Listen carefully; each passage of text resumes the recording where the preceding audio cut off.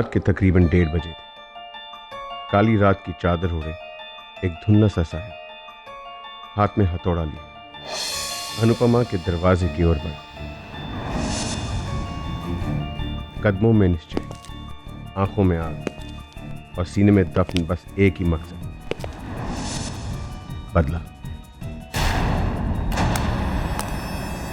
हथौड़े के बस एक ही वार के सामने सहमे हुए दरवाजे ने भी घुटने टेक दिए और गुमनाम कातिल अनुपमा के घर में घुसा। खतरा और भी करीब, और बढ़ता गया। अनुपमा के कमरे जहां वो आने वाले मौत से अनजान राहुल के सपनों में खोई चैन की नींद सो रही।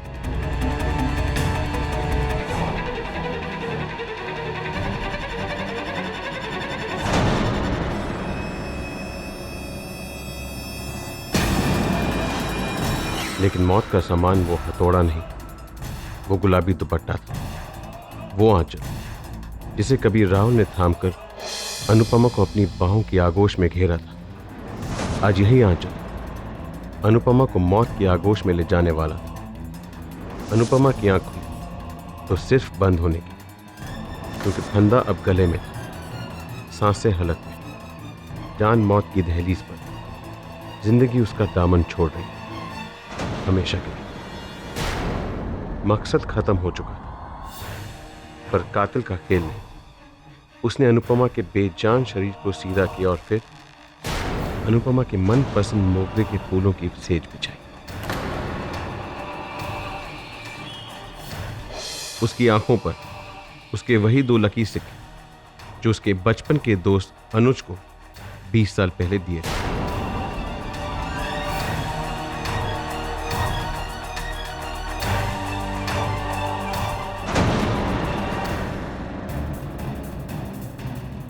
और फिर कमरे में बजा साइड टेबल पर रखे पुराने ग्रामोफोन से अनुपमा और अनुज के बचपन के प्यार का वो गीत।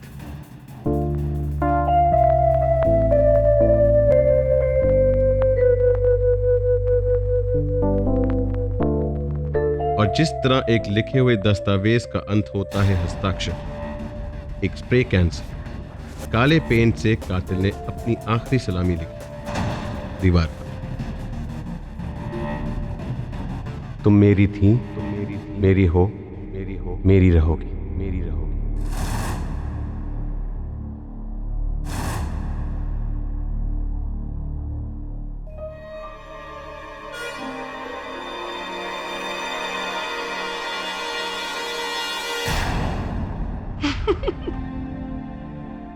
क्या दिल होता, तुमने तो मुझे डरा दिया।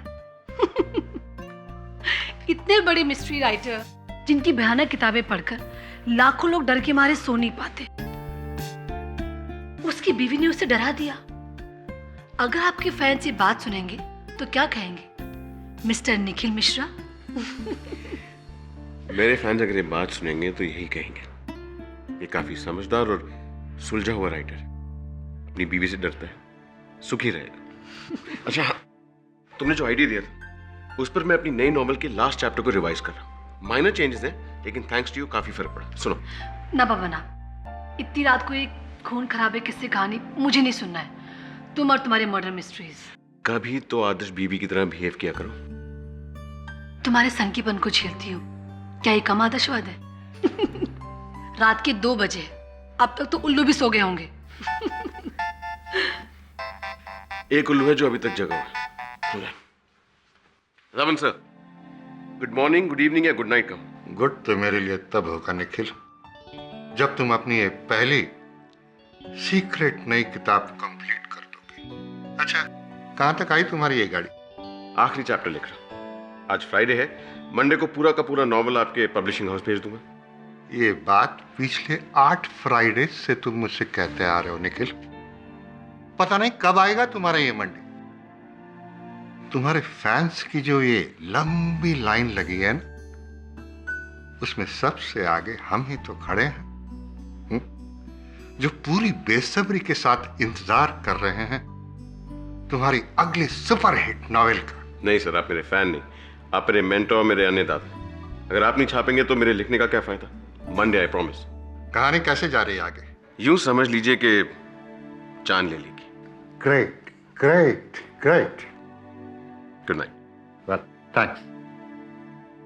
दबंग साहब, उठा ही सही कभी हमारी भी तारीफ कर दिया कीजिए। भाई राइटर हम भी बुरे नहीं है, जो भी लिखते हैं दिल से लिखते हैं। और क्या? अरे सर, पिछली बार मेरी और उसकी बुक के सेल्स में सिर्फ 1000 कॉपीज का फर्क। हाँ हाँ बिल्कुल। हम भी कुछ कम हिट राइटर नहीं है sir.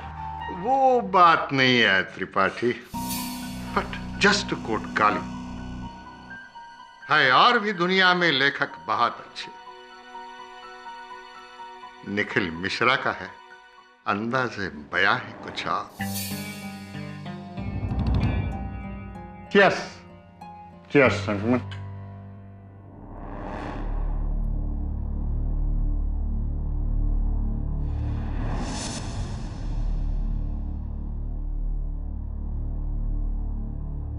Don't believe this. Mrs Bilimoria, बाहर का मेन डोर आपने ठीक नहीं कराया अभी तक।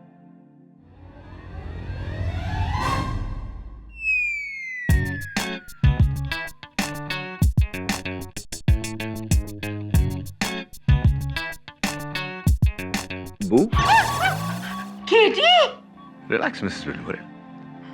क्या पढ़ रही हैं आप? Murder he wrote by Nikhil Mishra.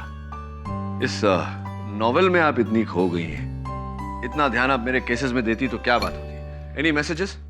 No KD. KD, ये बेस्ट सेलर राइटर है और ये इसकी लेटेस्ट बुक है, murder he wrote, English translation. हर सेकंड पेज पे ट्विस्ट एंड टर्न्स। तुमको भी पढ़ना चाहिए। Thanks Mrs Bilimoria, but no thanks. मेरे केसेस में वैसे भी इतने ट्विस्ट एंड टर्न्स हैं कि और ट्विस्ट एंड टर्न्स मेरे जीवन में आए तो मैं स्वयं ट्विस्ट एंड टर्न हो जाऊंगा। वैसे आपको ये पुस्तक हिंदी में पढ़नी चाहिए, दुगना लाभ होगा, मजा भी आएगा और आपका शब्दकोश भी सुधरेगा। मैं तो इसकी नेक्स्ट बुक के लिए वेट कर रही हूँ। सुना है नेक्स्ट मंथ उसका न्यू रिलीज होगा। अब वो बुक तभी रिलीज होंगी जब निखिल जेल से रिलीज होंगे। आपकी तारीफ? मैं तिलोत्तमा मिश्रा, निखिल मिश्रा की वाइफ। Small world. अभी अभी आपके पतिदेव के बारे में ही चर्चा हो रही थी। आज सुबह ही पुलिस ने निखिल को किसी रजनी कायस के मर्डर के लिए गिरफ्तार कर लिया है।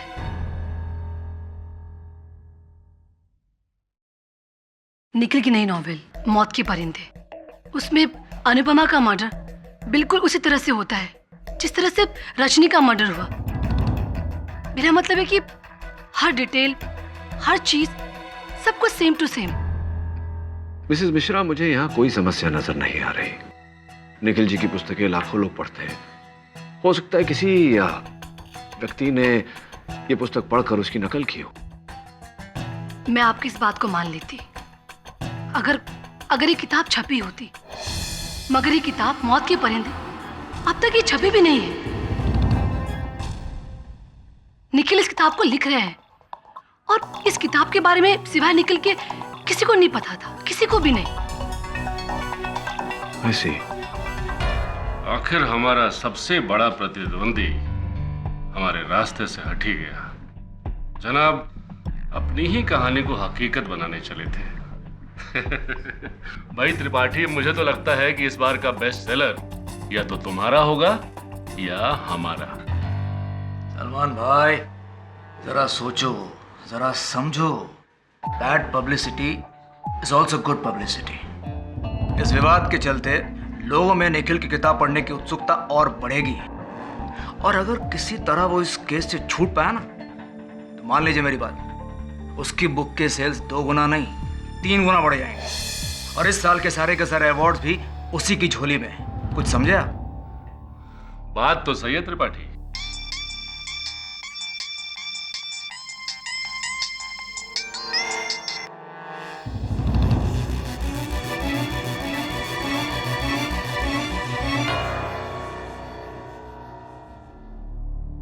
ओह मिस्टर केडी पाठक, आप सोच भी नहीं सकते मुझे कितना सुकून मिला है ये सुनकर कि निखिल का केस आप लड़ रहे हैं। थैंक गॉड आप आ गए। देखिए, द बॉय इज इनोसेंट। आप प्लीज उसे बचा लीजिएगा, नहीं तो मैं जिंदगी भर अपने आप को माफ नहीं कर पाऊंगा। आप कौन? जी, ऐसा है कि एक तरह से उसके यहां होने का कारण मैं ही हूं। Please help him.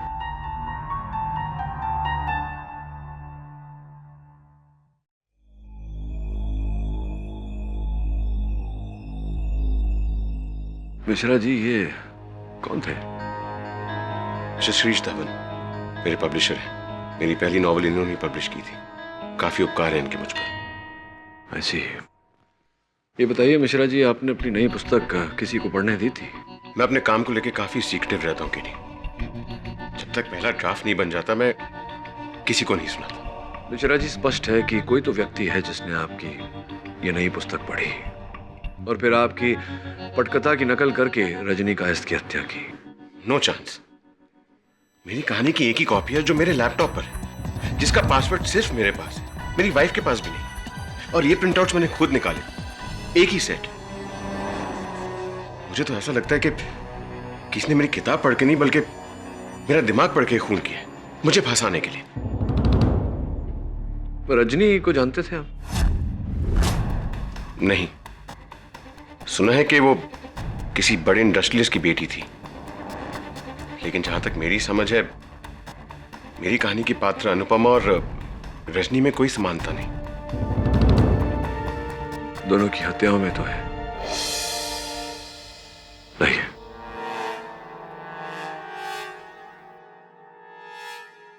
मकसद खत्म हो चुका था, पर कातिल का खेल नहीं।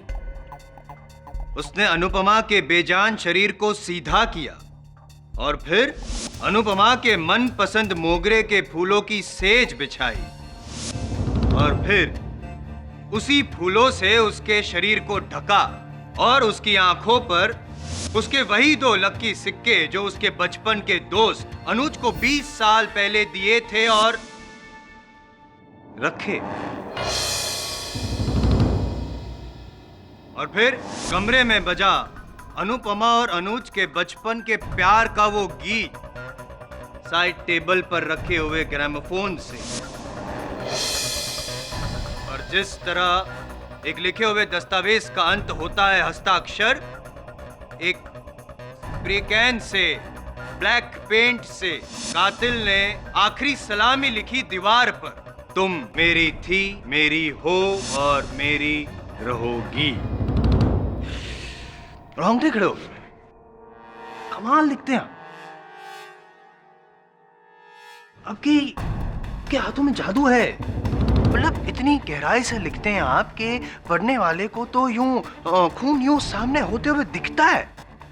फिर क्यों यूं प्रैक्टिकली फिजिकली जाकर खून करने की क्या जरूरत क्या थी? है आई ऑब्जेक्ट योर ऑनर। अब तक ये प्रमाणित नहीं हुआ है कि मेरे मुवक्किल ने रजनी कायस्थ की हत्या की है।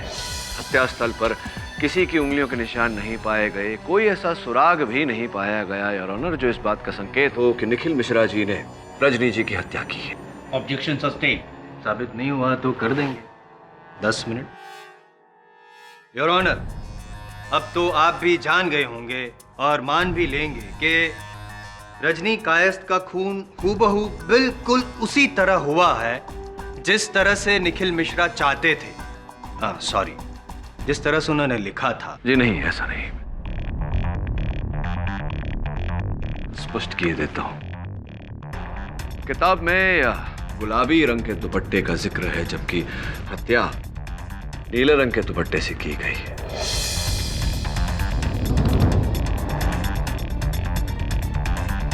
किताब में मोगरे के फूलों का जिक्र है, जबकि यहां तो चमेली के फूल हैं। और किताब में दीवार पर जो लिखावट थी वो काले रंग में लिखी गई थी, जबकि यहां लाल रंग का प्रयोग किया गया है। जायसवाल साहब, अंतर है। आपके ऑब्जर्वेशन को मानना पड़ेगा सर। माना मैंने कि जो डिटेलिंग है उसमें कुछ अंतर है, लेकिन आप क्या मनवाना चाहते हैं ये समझ में नहीं आ रहा। मैं केवल इतना कहना चाहता हूं जायसवाल साहब कि ये हत्या मिश्रा जी ने नहीं, किसी और ने की है।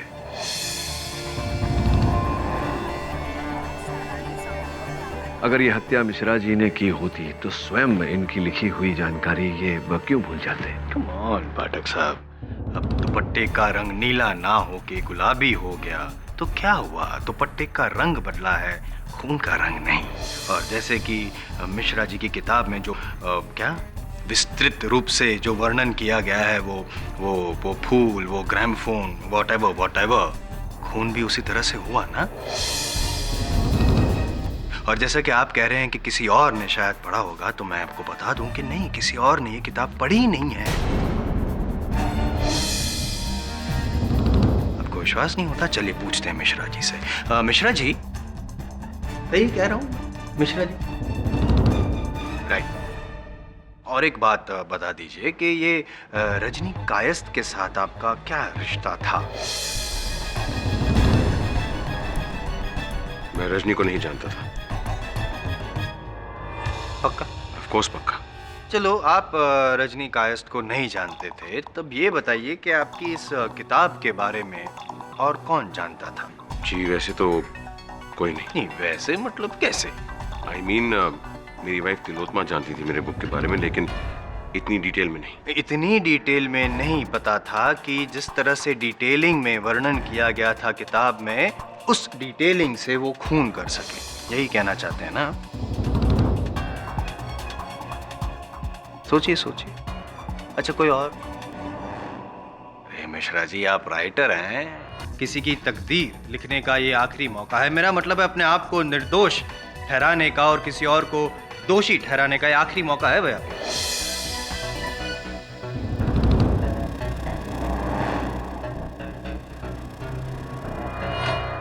जी नहीं, ऐसा कोई और नहीं है जो मेरी किताब को इस बारीकी से जानता हो। प्रश्न है मेरे मन में जायसवाल साहब। मेरे लिए, इनके लिए?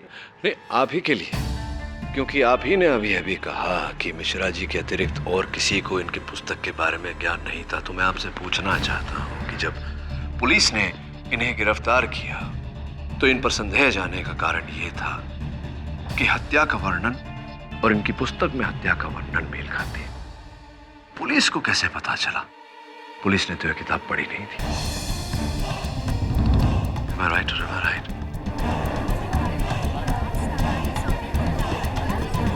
Silence, please. मिश्रा जी, बताइए कि पुलिस को इस बारे में सूचित किसने किया था?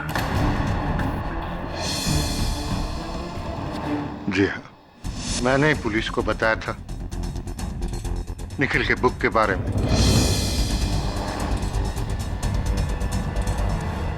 हाँ धवन साहब, ये तो हम जानते हैं। मेरा प्रश्न ये है कि निखिल जी के कथन के अनुसार केवल ये ही जानते थे अपनी पुस्तक के बारे में। आपको इस पुस्तक की जानकारी कहाँ से मिली? पिछले महीने निखिल अपना लैपटॉप लेकर मेरे ऑफिस में आया था अपने प्रोग्रेस के बारे में बताने के लिए।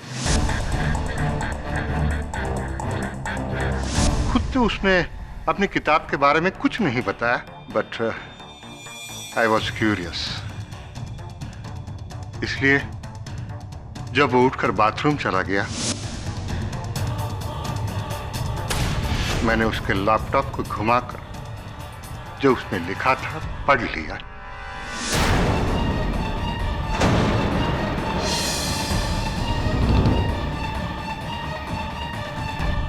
Curiosity kills the cat, Mr. Dhawan. Anyway, bathroom जाकर लौटने को 5-10 मिनट लगते हैं। ताज्जुब है कि आपने इतने कम समय में पूरी पुस्तक पढ़ ली। नहीं, मैंने मैथ्स सिनॉप्सिस पढ़ा। मैंने सिनॉप्सिस पढ़ी, आपने कहानी का संक्षेप पढ़ा, लेकिन कहानी के संक्षेप में इतनी विस्तृत जानकारी तो होती नहीं, किस रंग का दुपट्टा इत्यादि इत्यादि। जिसमें लिखा था कि नायिका की मौत स्टोरी के एंड में फूलों की सेज पर होती है। तो उसी दिन पुलिस कमिश्नर साहब एक पार्टी में मुझे मिले। उन्होंने रजनी की हत्या के बारे में बताया। फिर मैंने भी, जैसा हम कैजुअली बोलते हैं ना, कि निखिल के बुक के बारे में बताया।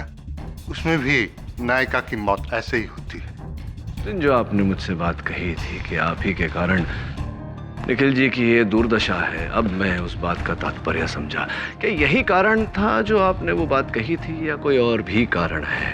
हाँ हाँ, यही एक वजह थी, और क्या वजह हो सकती है? यही, आप ही ने निखिल मिश्रा की बुक की कॉपी की, आप ही ने रजनी कायस्थ का खून किया ताकि निखिल मिश्रा फंस जाए। करें पाठक सर? क्या बात है जायसवाल साहब, आई एम इम्प्रेस्ड। सही कहते हैं, संगत का असर होता है। अब देखिए ना, मेरे साथ रह रहकर आप भी उचित मुद्दा उठाने लगे। तो बताइए अथवत साहब, क्या ऐसा हुआ था कि आपने मिश्रा जी की किताब पढ़ी और उससे इंस्पायर होकर, प्रेरित होकर ये हत्या की और इन्हें फंसाया? मैं निखिल को क्यों फंसाऊंगा? अरे वो तो मेरे बेटे जैसा है, शुरू से मैंने कितनी हेल्प की है उसे। जी हाँ, धवन सर मेरा नुकसान क्यों चाहिए? इसे तो उन्हें नुकसान होगा। करेक्ट, सही बयान दे। अब मिश्रा जी, एक छोटा सा सही बयान और दे ही दीजिए कि आप ही ने रजनी कायस्थ को। मैंने आपसे कहा ना, मैं रजनी को नहीं जानता था। मैं भूल जाता हूँ आप रजनी को। कभी कोई पार्टी वगैरह में मिले तो फिर हो सकता है कहीं कभी किसी बुक लॉन्च पे कुछ ऐसा। आप फिर से वही बात कर रहे हैं। I object your honour, prosecution is coercing the witness.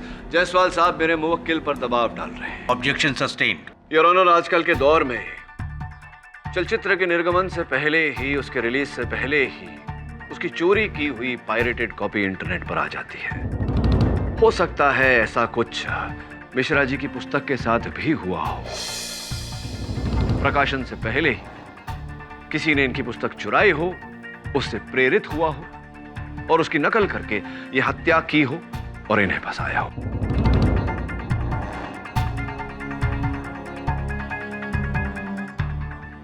सवाल, पाठक साहब सिर्फ सवाल उठा रहे हैं जो कोई भी उठा सकता है और ऑनर। कब, क्यों, कहां, कैसे, अदालत में तो ये सब चलते रहता है, लेकिन जवाब, जब तक सवाल का जवाब ना हो तब तक सवाल में दम नहीं होता है। मैं सवाल पूछने के साथ साथ जायसवाल साहब किसी को अपनी कुर्सी से उठाकर यहां तक लाना चाह रहा था ताकि वो यहां आकर मेरे प्रश्न का उत्तर दे।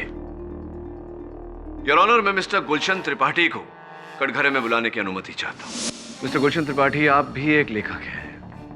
मिश्रा जी की तरह अनेक रोमांच से भरे मर्डर मिस्ट्रीज लिखे हैं आपने, क्या यह सत्य है? जी। तो एक प्रकार से तो आप मिश्रा जी के प्रतिद्वंदी हुए। जी। क्या बात है, आप इतना डर क्यों रहे? पानी पिएंगे? नहीं, मैं ठीक हूँ।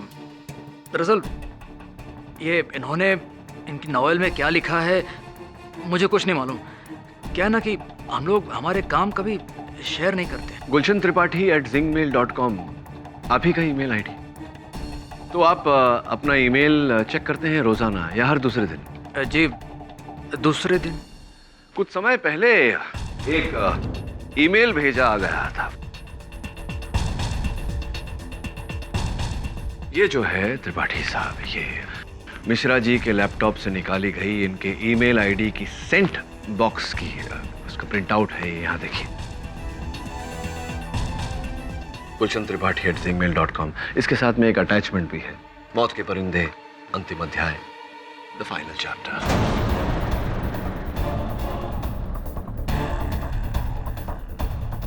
मैंने गुलशन को कभी अपनी किताब या उसका कोई भी हिस्सा कभी भी मेल नहीं किया। मैं जानता हूं कि आपने नहीं भेजा, इसलिए मैं चाहता हूं कि अब त्रिपाठी साहब ही हमको बताए कि ईमेल अंततः आपको भेजा किसने? किसने?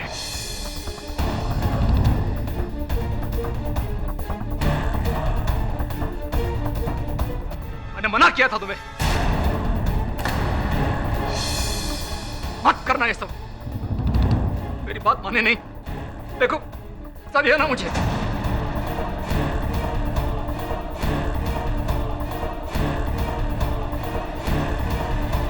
तिलोत्मा, मैंने ही गुलशन को निखिल की किताब का आखिरी चैप्टर मेल किया था।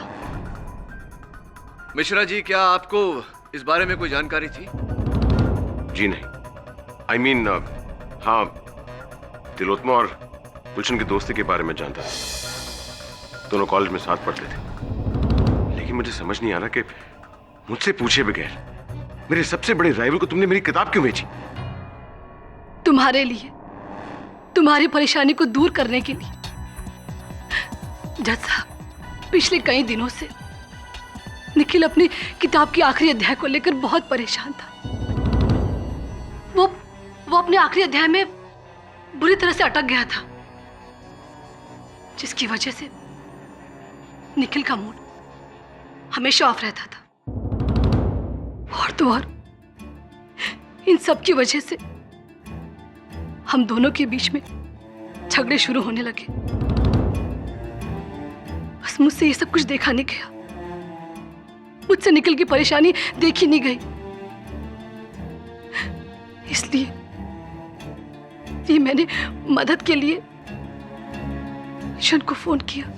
क्या मुझे निखिल की नई बुक का ड्राफ्ट मेल करना चाहती हो? मगर क्यों?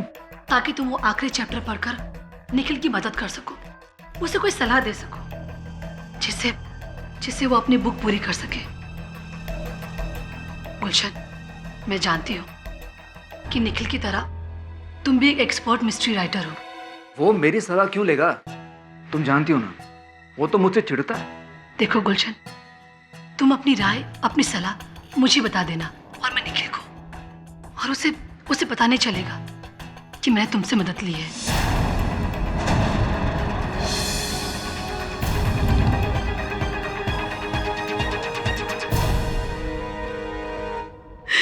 जज साहब, मैं सिर्फ और सिर्फ अपने घर में शांति चाहती थी।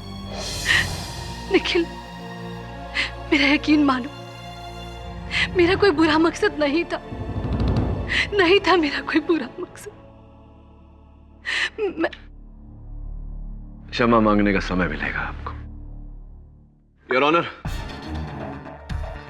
रजनी कायस्थ हत्याकांड में पुलिस का निखिल मिश्रा जी पर संदेह जाने का एक ही कारण है कि इनकी पुस्तक में हत्या का विवरण और असल हत्या का विवरण मेल खाता है।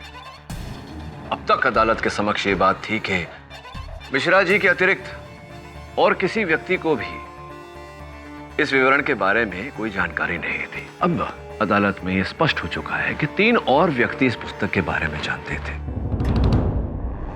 सर्वप्रथम इनके प्रकाशक श्री शिरीष धवन, द्वितीय इनकी धर्मपत्नी श्रीमती तिलोत्तमा मिश्रा, और तीसरी इनकी पत्नी के घनिष्ठ मित्र श्री गुलशन त्रिपाठी जी। इसके चलते योर ऑनर, मेरे मुवक्किल पर संदेह 75% कम हो जाता है, और मुझे पूरी अपेक्षा है कि मेरे होनहार मित्र भी मेरी इस बात से सहमत होंगे। जी नहीं, आपने कहा और मैंने माना, ऐसा होगा नहीं। क्योंकि क्या है, मिस्टर त्रिपाठी, मिसेस मिश्रा और श्री धवन जी, इन्होंने भले ही किताब पढ़ी हो, लेकिन ये तीनों में से कोई भी रजनी कायस्थ को जानता नहीं था, और जब जानता नहीं था तो वो रजनी कायस्थ के मौत का अध्याय क्यों लिखेगा? जायसवाल साहब, संभवतः आप ये भूल रहे हैं कि मेरे मुवक्किल ने भी अपने कथन में कहा कि वो रजनी कायस्थ को नहीं जानते थे। एक मिनट, आप अगर बैठना चाहे तो बैठ सकते हैं। मैं जरा पूछना चाहता हूँ। हाँ, मिश्रा जी से। Be my guest. हाँ मिश्रा जी, जैसे कि अभी पाठक साहब ने बताया कि मैं भूल रहा हूँ, आपने जो वो स्टेटमेंट दिया था, कहीं ऐसा तो नहीं कि आप भी भूल रहे हैं कि आपका रजनी कायस्थ के साथ कोई रिश्ता था? कहीं ऐसा? अगेन, मैंने आपसे कहा ना, मैं रजनी को नहीं जानता। रजनी और मेरा क्या ताल्लुक? यही तो मैं पूछ रहा हूँ, रजनी से आपका क्या ताल्लुक? फिर से? नहीं, just trying to be sure, that's it. मतलब रजनी को आप नहीं जानते, कभी किसी भी तरह से कोई मुलाकात हुई नहीं है, जान पहचान, मतलब कोई फेसबुक या ट्विटर या कुछ? ओ बाबा, गुस्सा, डर गया। चलो ठीक है, आपकी बात को मैं मान लेता हूं पाठक साहब कि वो रजनी कायस्थ को नहीं जानते थे। शायद रजनी कायस्थ आपको बहुत अच्छी तरह से जानती थी मिश्रा जी, नहीं?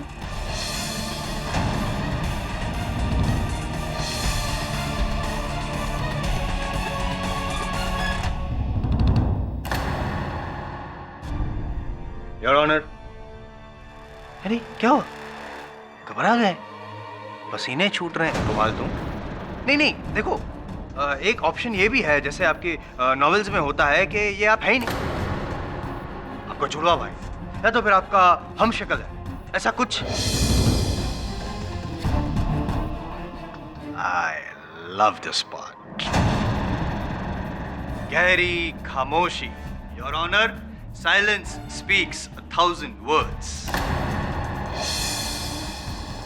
ये खामोशी ये साबित करती है कि मैं सही रास्ते पे जा रहा हूं, है ना पाठक साहब? योर ऑनर, इस बात को साबित करने के लिए मैं बुलाना चाहूंगा रजनी कायस्थ के बड़े भाई अविनाश कायस्थ। मेरा नाम अविनाश है सर। रजनी मेरी बहन थी। उसकी मौत से 1 हफ्ता पहले वो मेरे पास आई थी और उसने। रजनी, क्या बात? मैं देख रहा हूँ बहुत दिनों से बहुत परेशान हूँ। कुछ नहीं भैया। भाई हूँ तुम्हारा, बोलो क्या बात? भैया वो कोई है जिससे मैं प्यार करती थी। 6 महीने से हमारा अफेयर था, लेकिन अब नहीं है। मैं उससे रिश्ता तोड़ना चाहती हूँ, लेकिन वो मान नहीं रहा, धमका रहा है मुझे। Emotional blackmail. कौन है वो? एक राइटर है। नाम तो होगा ना उसका? फॉरगेट इट भैया, मैं उसे भूल चुकी हूँ। शादीशुदा आदमी है। उसके प्यार में पड़कर मैंने बहुत बड़ी गलती करी। मैं बात करूँ उससे? नहीं भैया, फॉरगेट इट, मैं हैंडल कर लूंगी, आप चिंता मत कीजिए। अगर मुझे पता होता कि तुम ही निखिल मिश्रा हो, तुम्हारे घर में घुस के तुम्हें मारता। और जब तक मुझे पता चला बहुत देर हो चुकी थी। हाँ अविनाश जी, अफसोस देर तो हो चुकी थी, लेकिन अब आयम जायसवाल अंधेर नहीं होने देगा इस अदालत में।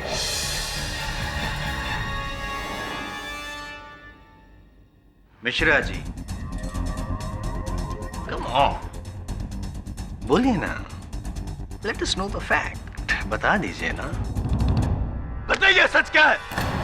बता दीजिए अदालत को, क्या आप रजनी कायस्थ को जानते थे और आपने रजनी कायस्थ का खून किया है? Tell us.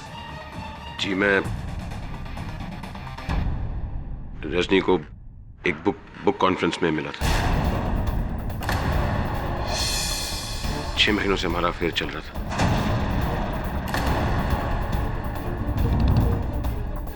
तिलोत्मा या किसी और को इस बारे में कुछ नहीं पता था।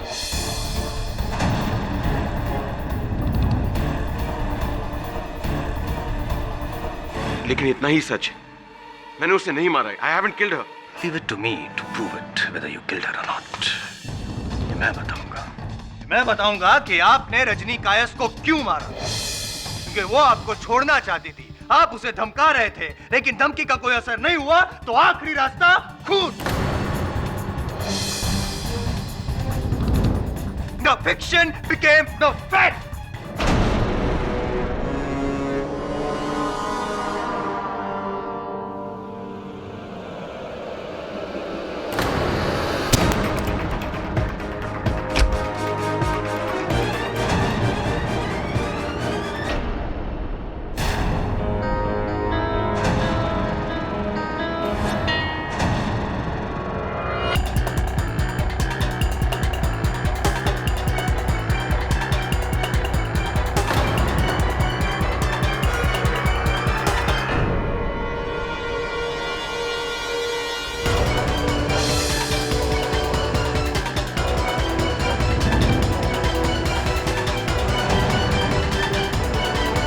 तुम मेरी थी, मेरी हो और मेरी रहोगी।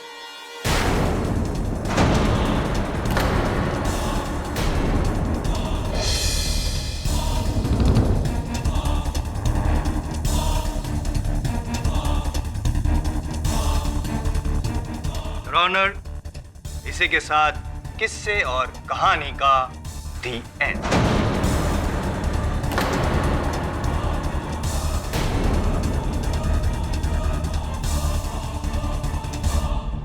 केरी, आई एम रियली सॉरी, मुझसे बहुत बड़ी भूल हो गई। पर मैं और क्या करता? मैं कैसे सबको बता देता कि मेरा रजनी के साथ अफेयर था? ये बात तिलोत्मा को पता चल जाती, पुलिस को, सारी दुनिया को पता चल जाती। इससे मेरा केस तो खराब होता ही, लेकिन साथ ही साथ मेरी इमेज भी खराब हो जाती। इमेज?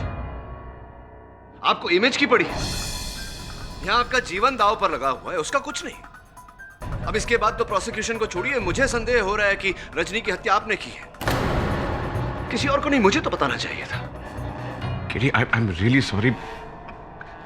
अच्छा, एक बात है जो मैंने किसी को नहीं बताई। बताइए, क्या है?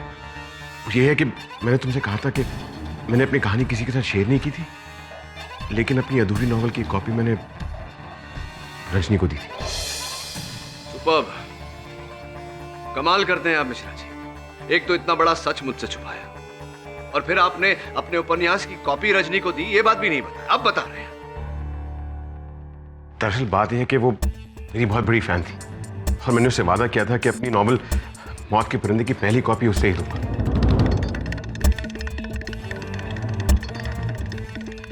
कॉपी लौटाई थी उसने पढ़ने के बाद? नहीं, उसने कॉपी वापस तो नहीं दी, और अब वो कॉपी कहाँ है मुझे नहीं पता। लेकिन हो सकता है कि किसी ने उस कॉपी को पढ़ के रजनी की जान ली हो, उसी अंदाज में। हाँ, संभवतः ऐसा ही हुआ होगा। लेकिन कैसे पता लगाएं कि रजनी की अतिरिक्त और किसने ये नॉवल पढ़ी? सिर्फ रजनी बता सकती थी, और दुर्भाग्यवश अब वो रही नहीं। खिड़ी, प्लीज मुझे सिचुएशन से निकाल दो। आई प्रॉमिस, मैंने रजनी को नहीं मारा है। और देखो, मैंने जिंदगी में बहुत गलतियां की हैं, अपनी बीवी को धोखा दिया। एक बार मैं बच गया तो मैं तिलोत्तमा से उसके पैर पकड़ के उससे माफी मांग लूंगा। Please help me. और कोई ऐसी बात है जो आपने मुझे नहीं बताई?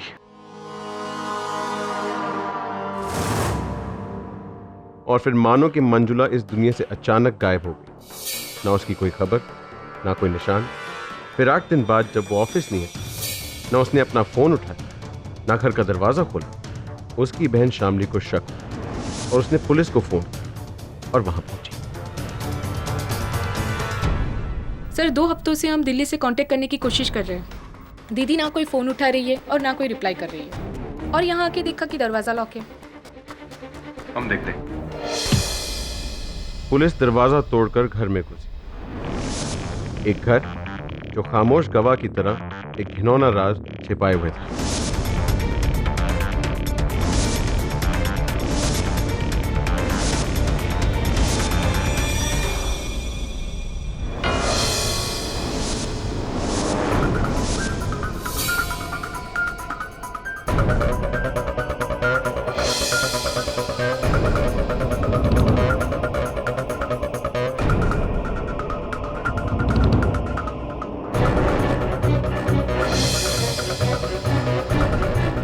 और फ्रिज खोलते ही उसमें मिली 2 हफ्तों से जमी शामली की लाश।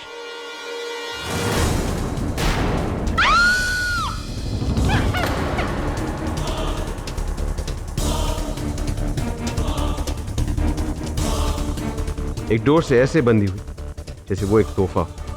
आंखों पर चढ़े सनग्लास, बालों में मुरझाए फूल, बदन पर फैले हुए जहर का नील।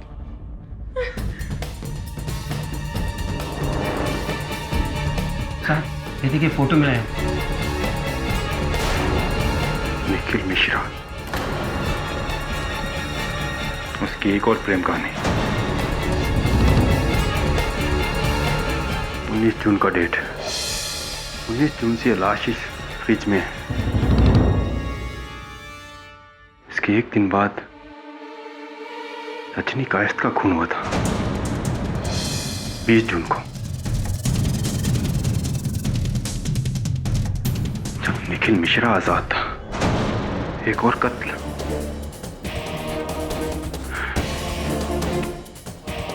बैड न्यूज फॉर केडी पाठक।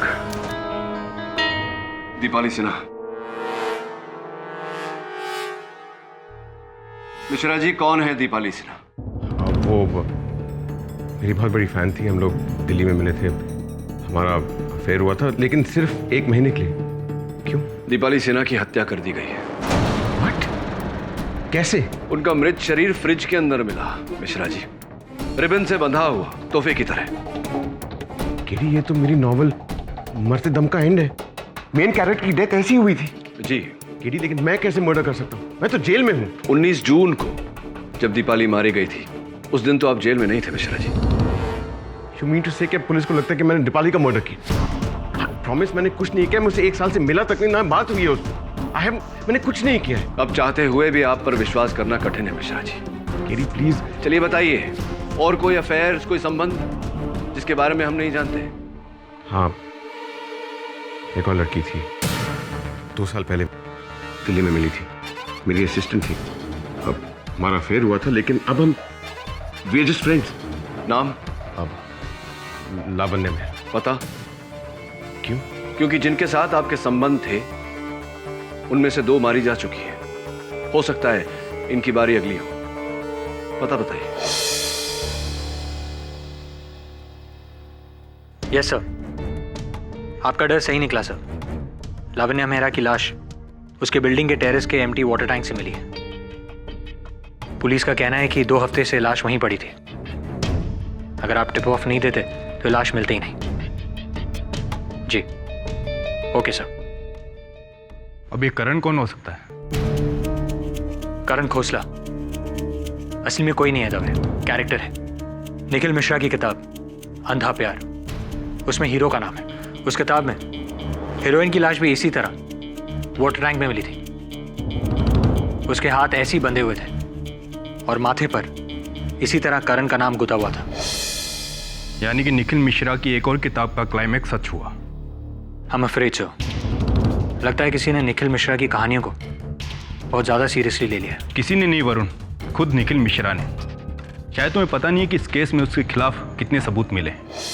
उसकी उम्र कैद नहीं होगी, सीधे फांसी होगी, और साथ में तुम्हारे बॉस केडी का केस लटकता रहेगा। 3 मुस्कुराहटें, 3 स्माइलिंग फेसेस योर ऑनर, और 3 खूबसूरत चेहरे, दीपाली सिन्हा, रजनी कायस्थ और Lavanya Mehra your honour. Your honour, इन तीनों लड़कियों में कुछ भी कॉमन नहीं है, सिवाय कि ये तीनों कभी ना कभी मशहूर और होशियार लेखक निखिल मिश्रा के हवस का शिकार। निखिल मिश्रा का इन तीनों के साथ शर्मनाक अफेयर था। झुका लीजिए अपना सर, शर्म से झुकना ही चाहिए मिश्रा जी। योर ऑनर, निखिल मिश्रा ने एक एक करके इन तीनों को धोखा दिया, और फिर भी जब पीछा नहीं छूटा इन लड़कियों से, तो एक एक करके निखिल मिश्रा ने इन तीनों को मौत के घाट उतार दिया।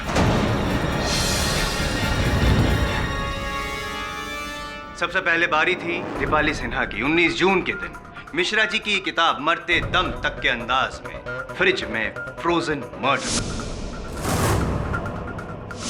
मिश्रा जी, अक्सर तौर पे देखा जाए तो हम लोग फ्रिज में फल इत्यादि वगैरह वगैरह रखते हैं, सब्जियां। आप लाशें रखते हैं योर ऑनर। उसके बाद 20 जून को रजनी कायस्थ की मौत के परिंदे, उसी अंदाज में फूलों की सेज, ग्रामोफोन वगैरह। और फिर बारी थी लावण्य मेहरा की, जिसके हिस्से आई अंधा प्यार, इनकी मशहूर किताब अंधा प्यार का तरीका, पानी में मौत। योर ऑनर, अब तक तो मुझे ऐसा लगता था कि मिश्रा जी ने सिर्फ रजनी कायस्थ का ही खून किया है, लेकिन अब मुझे ऐसा लगता है कि जैसे जैसे हम इस केस को खुरेदते जाएंगे और लाशें बाहर निकलती जाएगी। यार एक बात बताओ मिश्रा जी, आदमी हो या जानवर? मैंने किसी को नहीं मारा। मैं मानता हूं कि रजनी से मैं अभी तक टच में था, लेकिन दीपाली और लावण्या, उन्हें तो कब का भुला चुका था। मुझे समझ में नहीं आ रहा तिलोत्तमा, आई एम रियली सॉरी। मैं जितना शर्मिंदा हूं उतना शॉक्ड भी, और उतना ही गिल्टी भी। बोल लिए जायसवाल साहब? नहीं, बोलना तो बहुत बाकी है पाठक साहब, लेकिन आपको मौका दूंगा।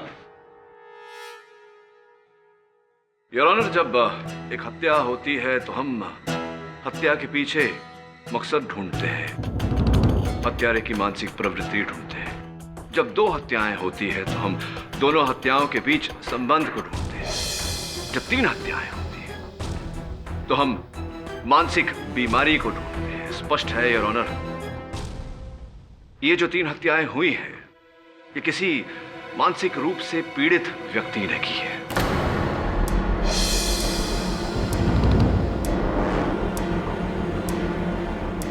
योर ऑनर, मैं आपका ध्यान इस केस की ओर आकर्षित करना चाहता हूं।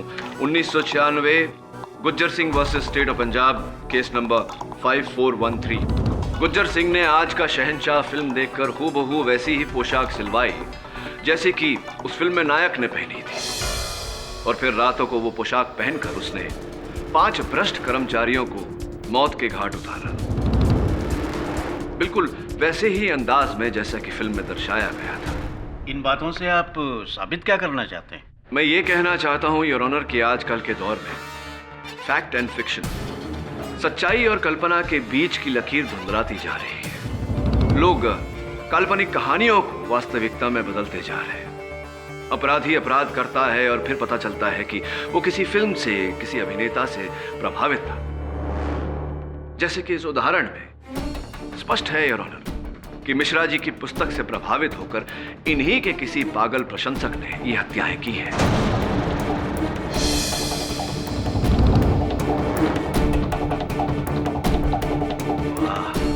वाह वाह वाह, पाठक साहब आपके चरण स्पर्श कर लूंगा। सॉरी योर ऑनर, पर चतुराई को आदर तो देना ही पड़ेगा। क्या बात है पाठक साहब, बड़ी चालाकी से आपने शक की सुई जो निखिल मिश्रा पे थी उसे घुमाकर किसी पागल फैन के नाम कर दी और कहा कि बस करोड़ों की आबादी में ढूंढते रहो, केस चलता रहेगा। पर नहीं सर, नहीं, कोई फैन नहीं, ये मैन किलर है।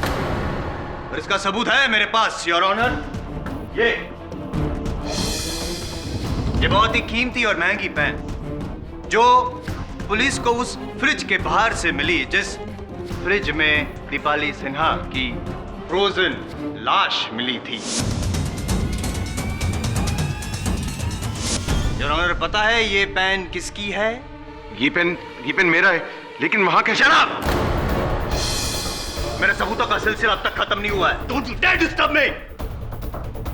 Wait for your turn. Your honour, ये घड़ी मिली उस पानी की टंकी में जहां पे लावण्य मेहरा की लाश तैरते हुए मिली थी। ये भी इस वक्त उसी तरह बंद पड़ी है जैसे कि इनकी किस्मत। ये घड़ी किसकी है जानते हैं आप? Now is your turn.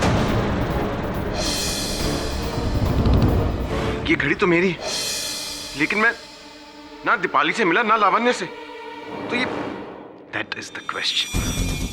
तो फिर ये घड़ी और वो पेन कैसे पहुंचे वहां पे खुद ब खुद चलकर? नहीं, इन्हें तो मैंने तिलोत्मा को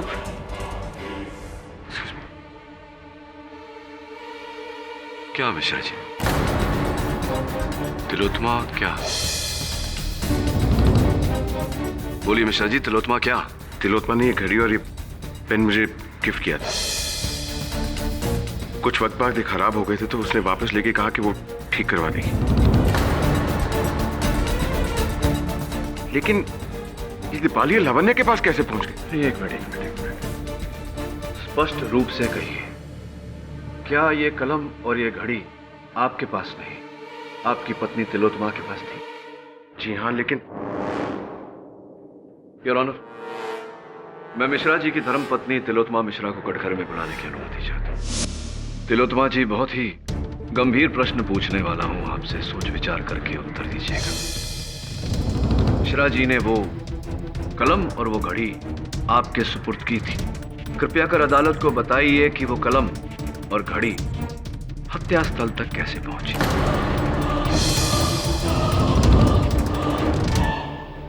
मुझे नहीं पता नहीं। एक कदम पीछे लेते हैं।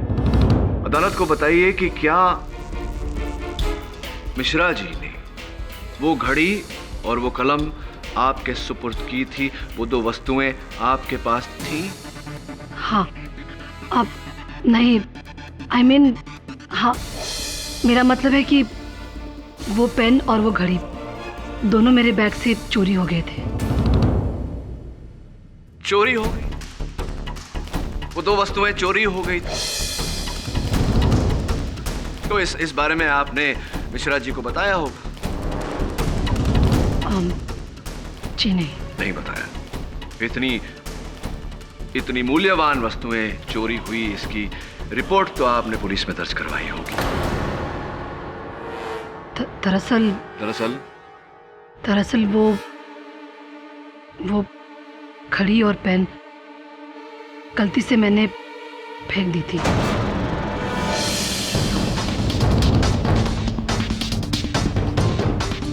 मिश्रा, थोड़ी सी उलझन है मेरे मन में। चोरी हुई थी किंतु चोरी नहीं हुई, फेंक दी थी आपने। इतनी मूल्यवान वस्तुएं जो आपने अपने पतिदेव को भेंट के रूप में दी थी, आपने यूं ही फेंक दी। क्यों फेंक दी? क्या कारण था फेंकने का?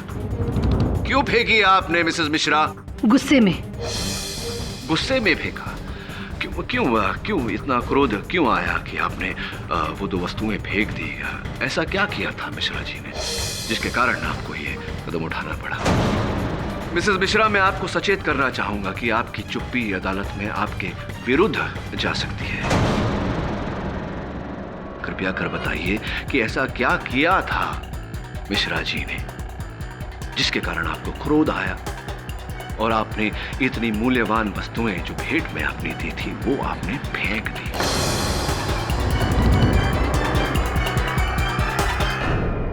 कोई बात नहीं, मैं बता देता हूं। आपको मिश्रा जी और रजनी के बीच के संबंध के बारे में पता था। केवल इतना ही नहीं मिसेस मिश्रा, लावण्या और दीपाली के साथ मिश्रा जी के संबंध के बारे में भी ज्ञान था। जी नहीं, ये सच नहीं है। मुझे उन लोगों के बारे में यहाँ आकर ही मालूम पड़ा है। मिसेस मिश्रा, इस केस में मैं इस पायदान तक नहीं पहुंचना चाहता था, किंतु दुर्भाग्यवश आपने मेरे लिए और कोई चारा नहीं छोड़ा। देवेंद्र सोलंकी एसोसिएट्स, ये नाम तो आपने सुना होगा मिसेस मिश्रा।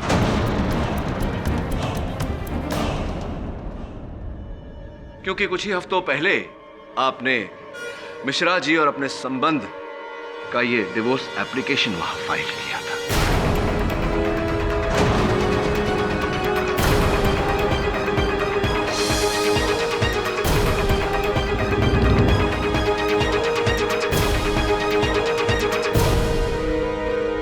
किया था या नहीं मिसेस मिश्रा?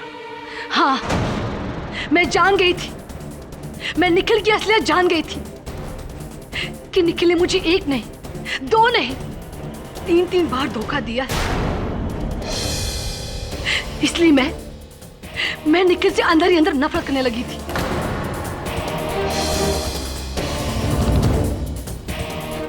नफरत करने लगी थी मैं निखिल से। और इस नफरत के चलते आपने ये निर्णय लिया कि आप अपने पति को ऐसा सबक सिखाएंगी जो वो कभी नहीं भूलेंगे। साथ साथ उन 3 महिलाओं के साथ भी अपना बदला पूरा करेंगी। इसीलिए मिश्रा जी की पुस्तकों में लिखित वर्णन के अनुसार आपने उन 3 महिलाओं की हत्या की और उन हत्याओं के आरोप में आपने निखिल मिश्रा को फंसाया।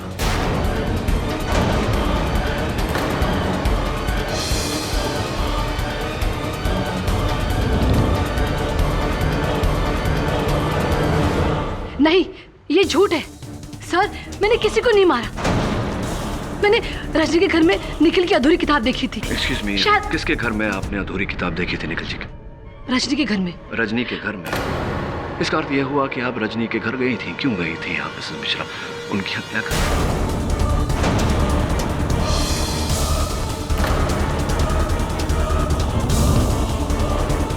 जी नहीं, मैं तो सिर्फ उससे मिलने गई थी। पर योर ऑनर, मैं मिसेस मिश्रा से आगे कोई प्रश्न नहीं करना चाहता। The defence rests.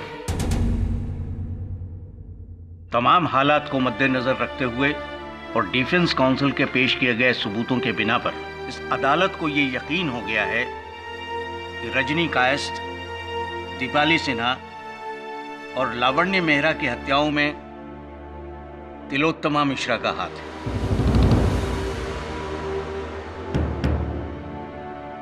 इसलिए ये अदालत उन्हें फौरन गिरफ्तार करने का हुक्म देती है और निखिल मिश्रा को इस केस से बाइज्जत बरी करती है।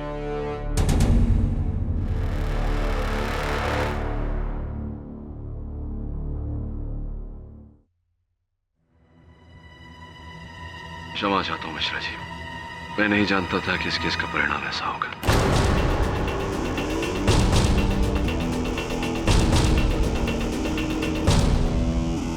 निखिल, इसको धोखा दिया तूने। तेरे किए की सजा ये भुगतेगी।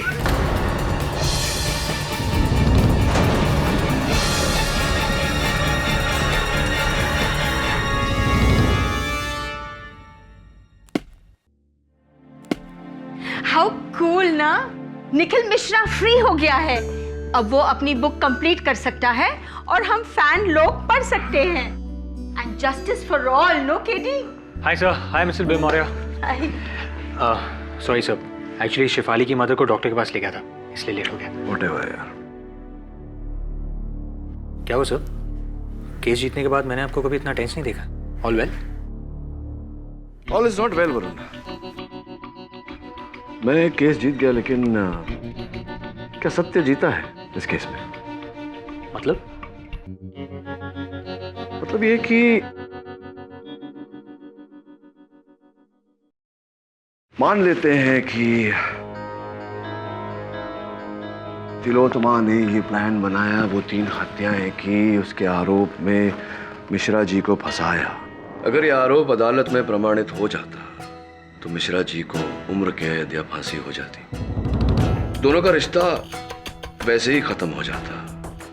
तिलोत्तमा को मिश्रा जी की करोड़ों की संपत्ति भी मिल जाती। तो फिर क्यों तिलोत्तमा ने कुछ हफ्ते पहले डाइवोर्स की एप्लीकेशन की?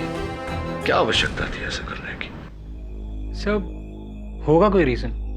सर वैसे भी आज तक औरतों को कौन समझ सका है? सर शिफाली को तो मैं आज तक। लेकिन मैं अपनी वाइफ को पहचानता हूं।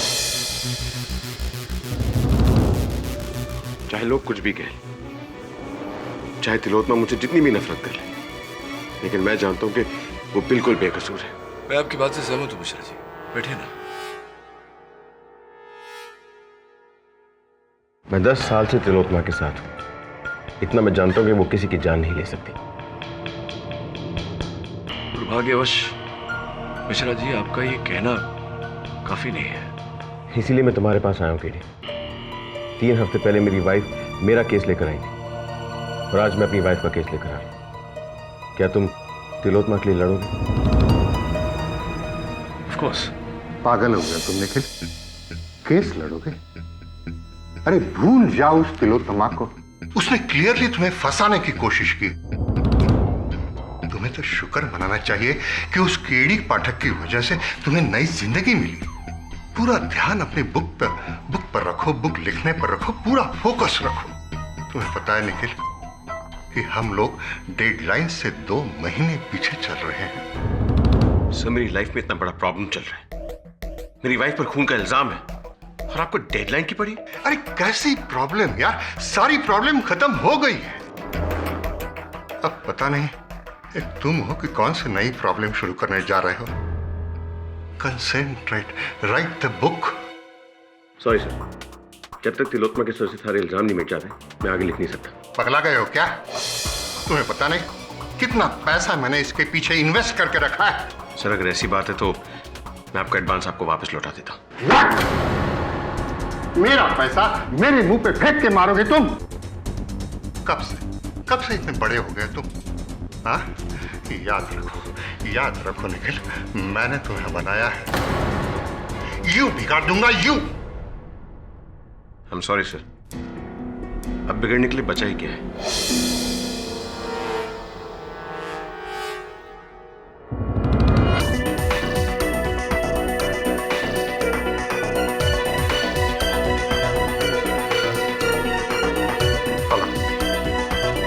हाँ, मैं सलमान आलम से बात करना चाहता हूँ। हाँ, राइट ऑफ सलमान आलम। मैं समझता हूं कि आपको ये बात विचित्र लगेगी कि मैंने ही आपको दोषी ठहराया, अब मैं ही आपका बचाव करना चाह रहा हूं। जी नहीं, अब मुझे कोई भी बात अजीब नहीं लगती है। निखिल ने मेरे साथ जो भी कुछ किया उसके बाद तो बिल्कुल नहीं। हाँ, मगर एक बात जरूर मुझे अजीब लगती है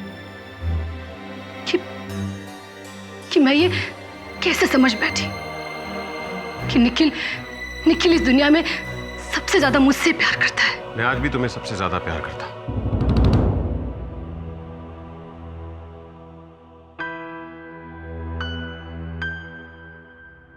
मुझे पता है कि तुम मेरी बातों का यकीन नहीं करो और इसी लायक हूं मैं। बहुत गलतियां की हैं मैंने, दोषी हूं तुम्हारा।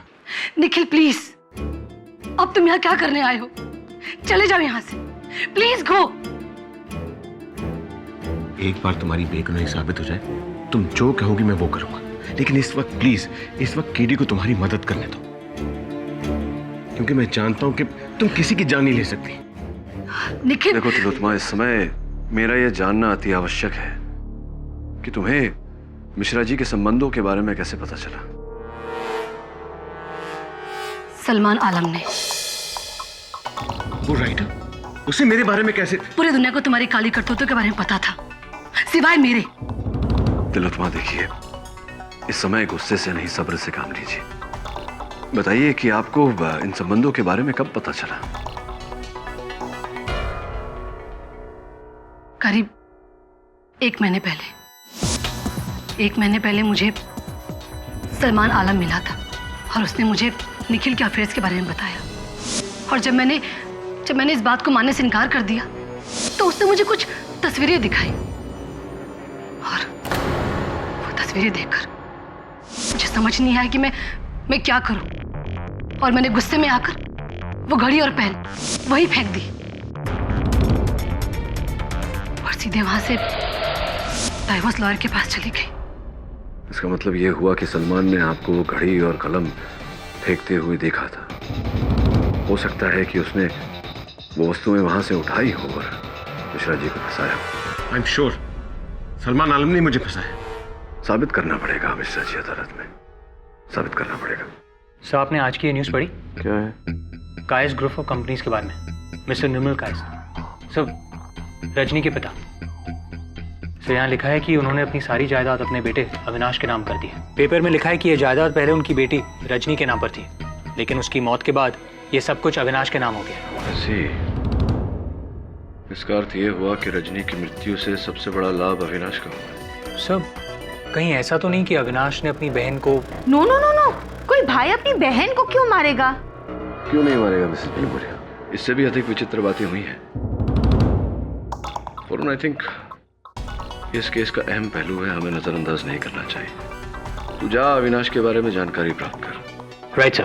तब तक मैं लेखक सलमान आलम के बारे में जानकारी प्राप्त करता हूँ। तुम मुझे क्या बेवकूफ समझते हो?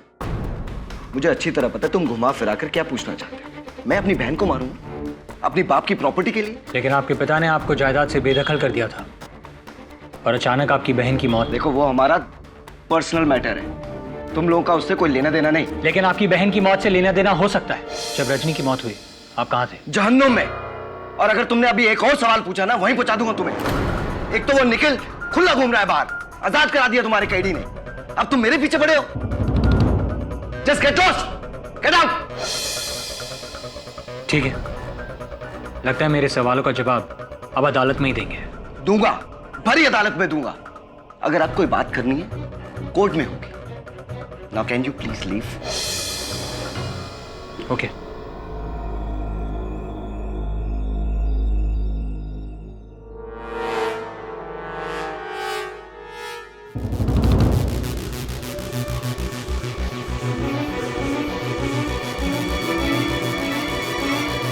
उन्नीस, 20 और 21 तारीख को मैं यहां पर था ही नहीं। I was in Hong Kong.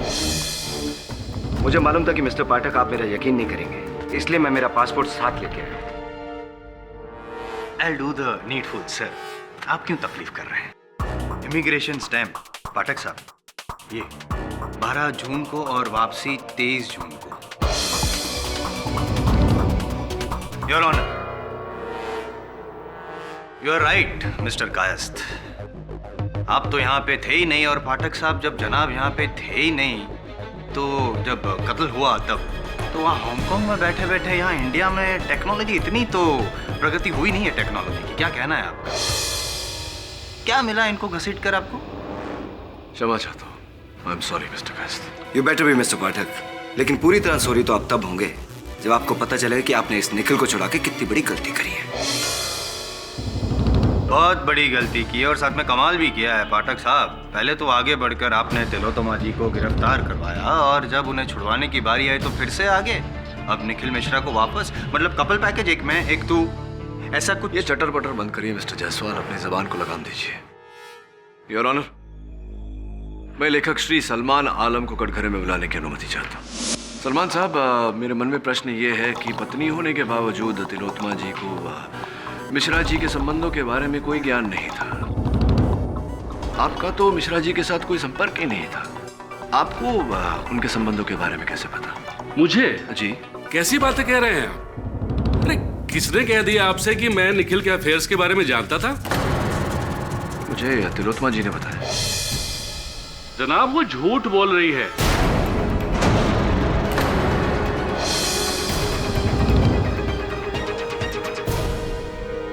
मैं भला पति पत्नी के झगड़े में क्यों पड़ूंगा? तिलोत्मा जी झूठ बोल रही है। 100%।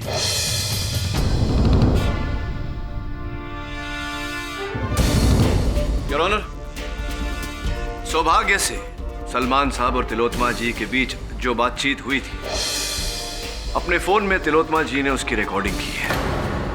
मुझे विश्वास है कि उसे सुनने के बाद सलमान जी का...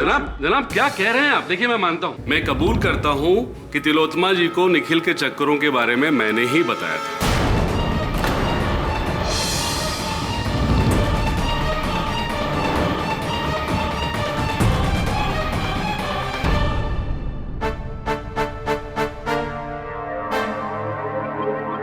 वैसे ये तो मेरा फोन है, इसमें तिलोत्मा जी और आपकी बातचीत कैसे दर्ज की जा सकती है? ये बताइए कि आप ही ने तिलोत्मा जी को मिहिर जी के संबंधों के बारे में बताया था। ये पति पत्नी के निजी संबंध में आपने भांजी क्यों मारी, टांग क्यों उड़ाई? कारण क्या था इसके पीछे? जनाब मुझे लगा कि ऐसा करने से निखिल और तिलोत्मा के बीच तनाव पैदा हो जाएगा, जिसका असर उसकी राइटिंग पर पड़ेगा और उसे काम कम मिलने लगेगा। तो आपने अपने व्यावसायिक प्रतिद्वंदिता को एक निजी रूप देना चाहा? जी, लेकिन ये कानूनी जुर्म तो नहीं है ना? कानूनी जुर्म एक प्रकार से तो है, क्योंकि जो घड़ी और कलम तिलोत्मा जी ने कूड़ेदान में फेंक दी थी, उसे वहां से उठाकर अपने हत्या स्थल पर रखा। ये कानूनी जुर्म है। जनाब क्या कह रहे हैं आप? मैंने ऐसा कुछ भी नहीं किया है। बल्कि जब ये खून हुए तब मैं इस शहर में था ही नहीं, बल्कि लखनऊ में था, ऑल इंडिया रेडियो के मुशायरे में। अगर आप चाहें तो वहाँ की रिकॉर्डिंग या फिर तस्वीरें देख सकते हैं। अभी देख सकते हैं पाठक साहब। जी जी, ये देखो, ये सलमान जनाब 18 से लेके 21 तारीख तक वहीं पे लखनऊ में स्टेज पे थे, शायरी बोल रहे थे। खामखा बेचारे सलमान जनाब को आपने यूं घसीटा, इतना संगीन इल्जाम लगाया। बहुत ही घिनौना इल्जाम लगाया है आपने मुझ पर मिस्टर पाठक। क्षमा चाहता हूं आपसे भी। बैठिए। अरे सुनिए, जाने से पहले मेरे प्रश्न का उत्तर तो देते जाइए कि मिश्रा जी और उन महिलाओं के बीच के संबंधों के बारे में जानकारी आपको कब, कैसे, कहाँ मिली? मिस्टर धवन से।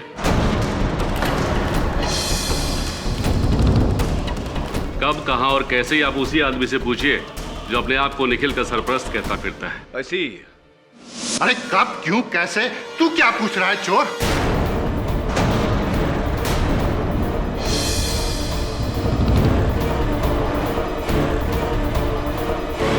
मुझे क्या पता था मेरी ऑफिस से तस्वीरें चुरा कर तू ऐसे बेहुदा हरकत करेगा। चोर, चोर आदमी है ये, चोर। जो भी हो मिस्टर धवन, आप बताइए कि आप क्या है? ब्लैकमेलर? फोटोग्राफर? वो तस्वीरें आपके पास आई कैसे? करना पड़ता है वकील साहब, करना पड़ता है। अपने मुलाजिमों की डूबती रख और कमजोरियां एक अच्छे बिजनेसमैन को पता होनी चाहिए।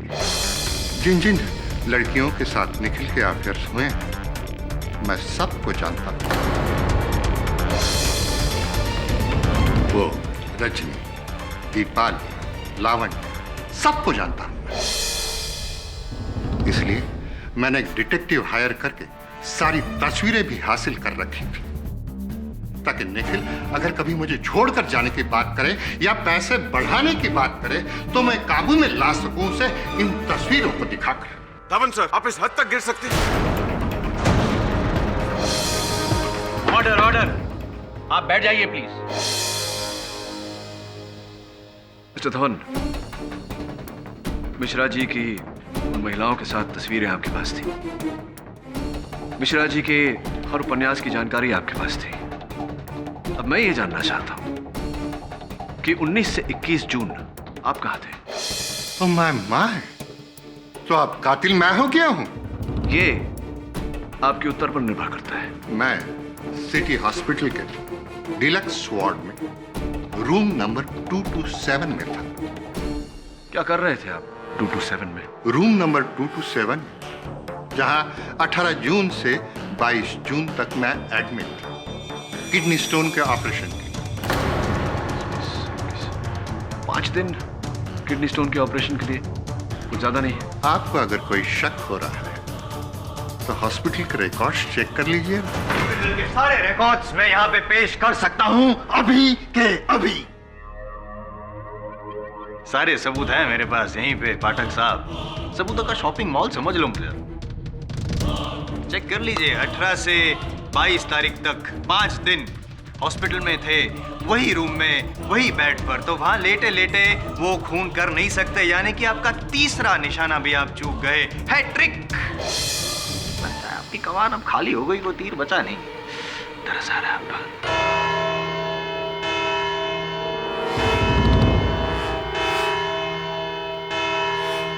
5 बज गए, लेकिन लगता है आपके केस के तो 12 बजे हैं पाठक साहब। और नेक्स्ट ये अदालत अगली सुनवाई तक मुलतवी की जाती है। केडी सर, 3 लोगों पर शक और तीनों के पास ठोस बहाना कातिल ना होने का। सलमान लखनऊ में था, अविनाश हांगकांग में था और धवन मुंबई के हॉस्पिटल में था। तो इसलिए मुझे लगता है कि कातिल ये चौथा इंसान है, गुलशन त्रिपाठी। जी sir, I am very sure Gulshan Tripathi sir, क्योंकि गुलशन त्रिपाठी निखिल की पत्नी तिलोत्तमा के बहुत क्लोज है। सो मुझे तो लगता है कि इन दोनों के बीच कुछ प्यार व्यार का चक्कर है, इसीलिए ये दोनों मिलकर निखिल को फंसा रहे थे।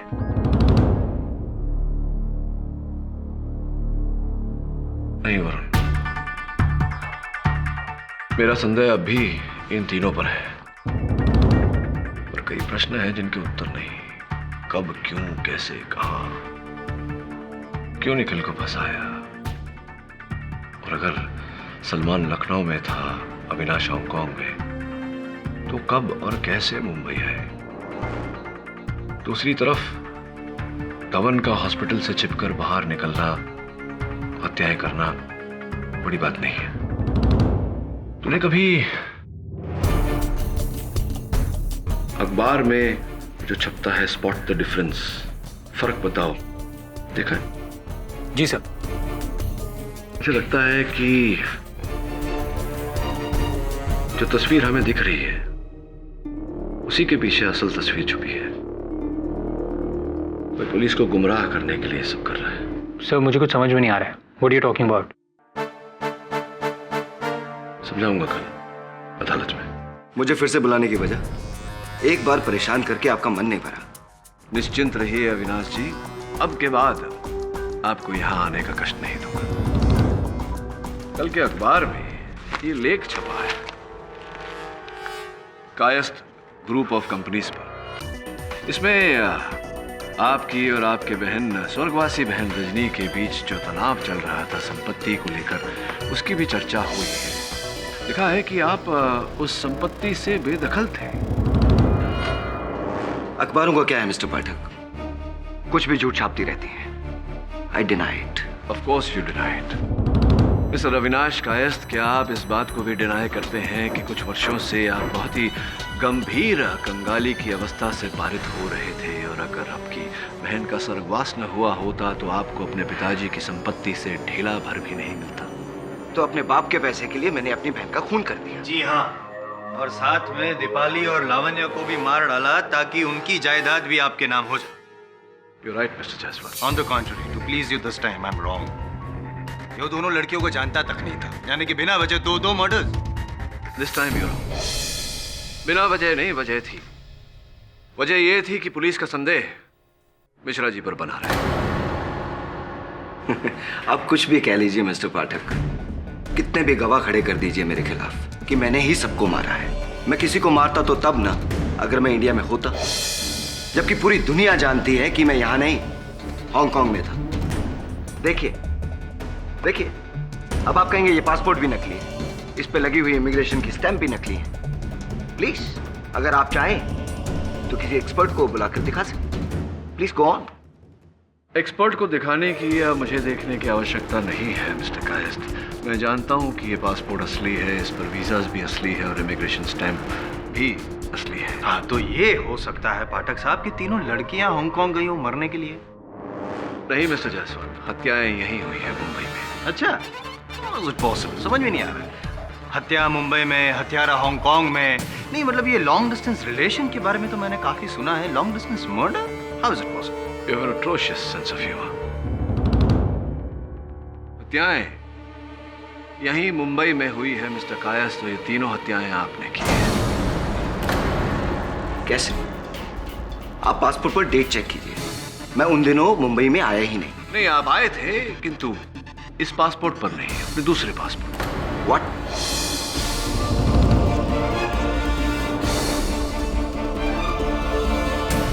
अच्छा, दूसरा पासपोर्ट। लेकिन केडी, 2 पासपोर्ट होने के बावजूद इन्होंने यहाँ आकर हत्या कैसे की? ये तो हांगकांग में थे। Very simple your honour. सबसे पहले अपने असल पासपोर्ट का प्रयोग करके मिस्टर कायस्थ हांगकांग गए। वहां से अपने नकली पासपोर्ट पर 18 जून को ये हिंदुस्तान लौटे। तीनों हत्याएं करने के बाद 21 जून को ये अपने नकली पासपोर्ट पर फिर से हांगकांग चले गए और अंत में ये इसी पासपोर्ट यानी कि असली पासपोर्ट पर हिंदुस्तान लौट आए। क्या बकवास है मिस्टर पाटिल? योर ऑनर, मेरे पास कोई दूसरा पासपोर्ट नहीं है। अच्छा, और अगर आपके घर और दफ्तर की छानबीन करके हमने वो दूसरा पासपोर्ट बरामद कर लिया तो क्या आप इकबाल जुर्म कर लेंगे?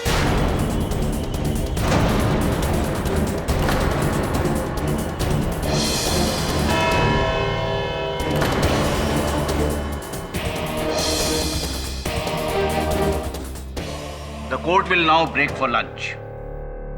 आधे घंटे के बाद हम फिर यहीं मिलेंगे। The court is adjourned.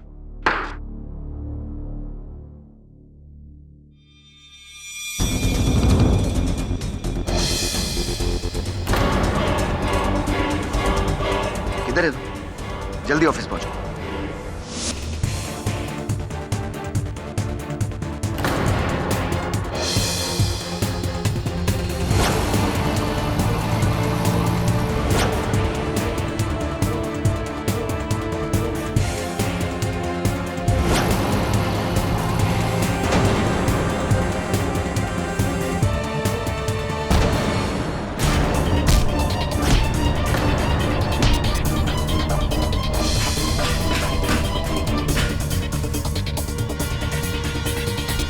Your honour, मैं धन्यवाद देना चाहूंगा मेरे सहायक वरुण को, क्योंकि अगर ये पासपोर्ट थोड़ा और चल जाता तो मिस्टर अविनाश कायस्थ का नकली नाम, वीजाज, इमिग्रेशन स्टैंप्स इत्यादि सब कुछ चल जाता। साथ में मेरी दलील। Your honour, entry into India 18th June, entry back into Hong Kong 21st June.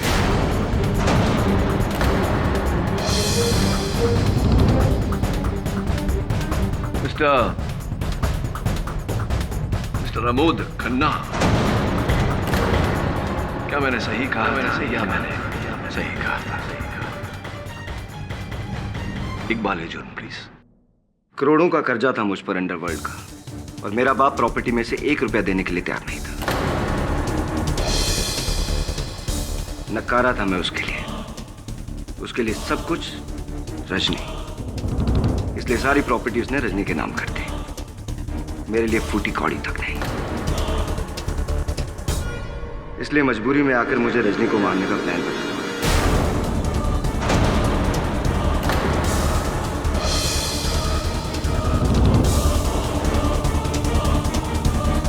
ताकि उसके बाद सारी प्रॉपर्टी मेरे नाम हो जाए। तो स्पष्ट है कि आप मिश्रा जी और रजनी के बीच संबंध के बारे में जान गए थे।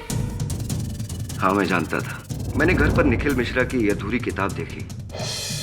मुझे लगा यही मौका है। मैंने उस किताब की कॉपी करवाई और जैसे उस किताब में लिखा था हूबहू वैसे ही मैंने रजनी को मार दिया।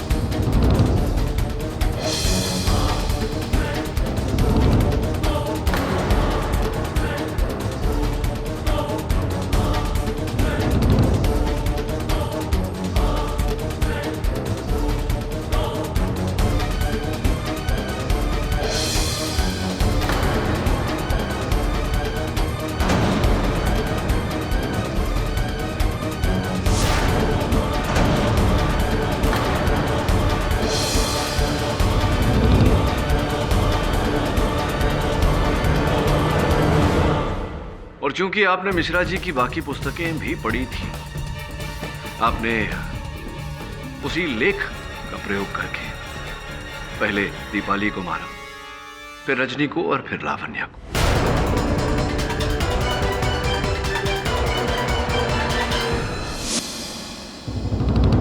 आज नहीं तो कल उन सब की लाशें मिलती। मैं चाहता था कि रजनी की मौत भी उनके साथ जुड़ जाए और सारा शक निखिल पर चला जाए। मैं निखिल की कोई निशानी ढूंढने के लिए उसके घर की तरफ जा ही रहा था, तभी मैंने उसकी पत्नी को पेन और घड़ी फेंकते हुए देखा।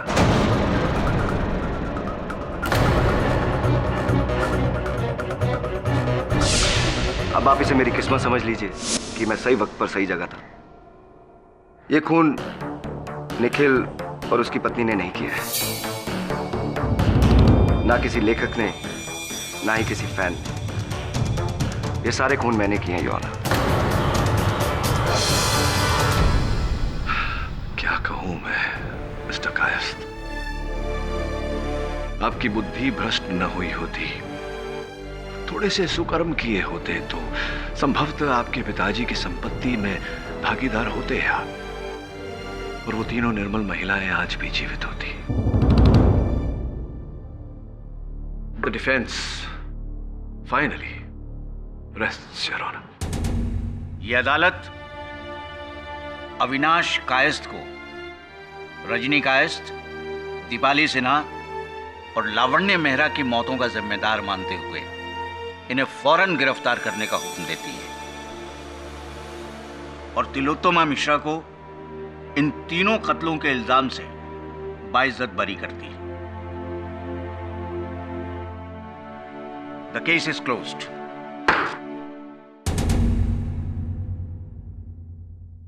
पाठक साहब, फैंटास्टिक केस। मैं तो कहता हूँ इस केस पे आप एक किताब लिखिए, अदालत का अंतिम अध्याय, सुपर हिट। अगर आप नहीं लिखना चाहते तो मैं लिख दूंगा, क्रेडिट दूंगा। मुझे समझ में नहीं आ रहा कि मैं इस समय आपसे क्या कहूं, तो चुप ही रहता हूं। कभी कभी चुप रहने में भी भलाई होती है ना। और भी दिलचस्प कहानी देखने के लिए हमारे चैनल को सब्सक्राइब करें और बेल आइकॉन दबाना न भूलें।